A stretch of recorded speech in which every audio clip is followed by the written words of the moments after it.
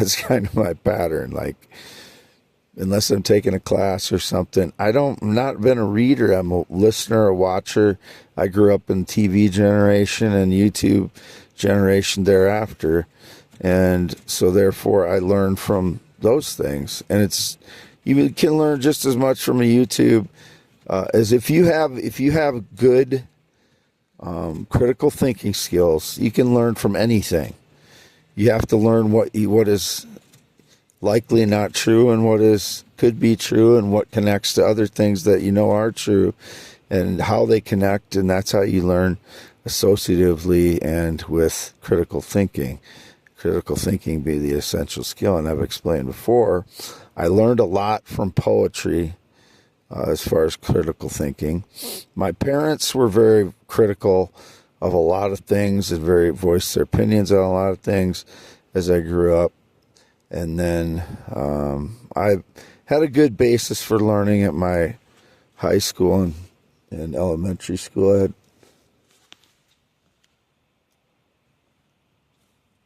good, basic good education. And then again, poetry courses, some physics courses, physical geography. Those things they're conducive to you having critical thinking. The courses I took at Cornell College my first year, it was a very good college set up for critical thinking in 1990. So it was a good place to start for me, even though I didn't feel like at the time I got much accomplished because I was taking general education courses at Cornell College, but they develop your critical thinking. And those are the most valuable courses you'll ever take, are the ones that develop your critical thinking the most. And you can't get that from just one course either. You have to, and you could do it without going to college too. I'm not saying that you can't. But it does help you to see the world better when you take courses, especially physical geography. I learned what the Earth is entirely by the class physical geography. It's a combination of geology and spatial relationships and human relationships and how everything is connected on Earth. You learn everything about Earth that way. Poetry, you condense your words down. You learn how to express your thoughts in very succinct, short lines. And the longer you do it, the better you become at it. And then you can choose whether you want to be flowery with your language or very clear with your language. And I've become very clear because I don't want to be misunderstood. But there's all kinds of things you can do to develop your thinking, your critical thinking. But that's what I found be the most beneficial, other than being always curious, always watching and listening, always reading if you're not watching and listening.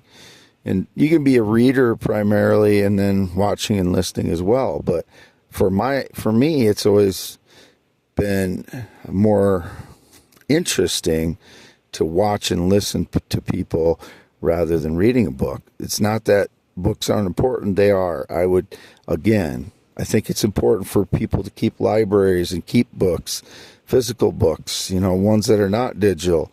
Keep as many books as you can. Keep as many good books as you can. Collect books. They're important.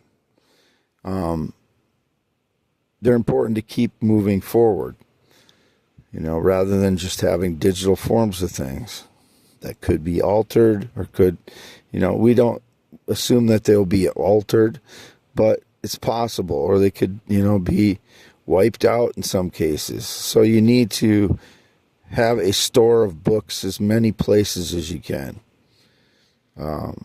They're important, but that doesn't mean that's the only place to get knowledge. It's not. You can always get knowledge from everywhere once you learn to develop your own critical thinking and don't just believe one source of everything.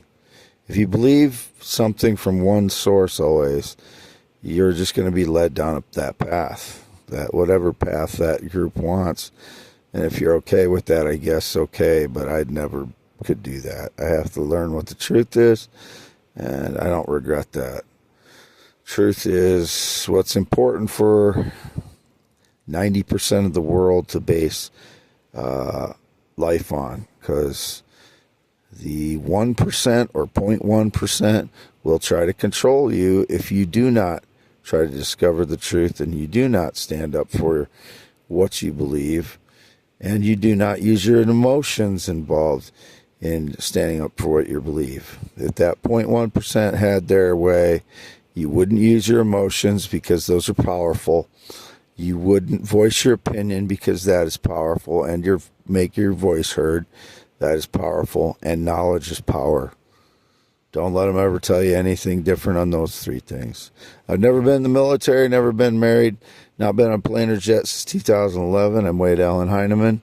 X.com/WADES2ND, YouTube.com/@WADEALANHEINEMAN. Not employed by anyone. I'm just a property investor since October 2024. I haven't done anything illegal or wrong. If anybody claimed I got any government money wrongly or wasted, go fuck yourself, because I didn't.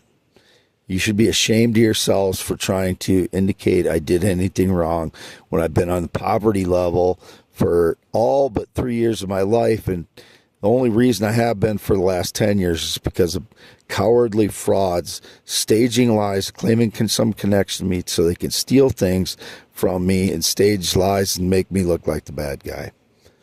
Signing off. Wade Heineman, April 2nd, 2025. Early morning before sunup, half mile north of Fairbank, Iowa on V68 by myself as usual in my F350. It's a silver F350 extended cab 2008 long bed 4-wheel drive diesel.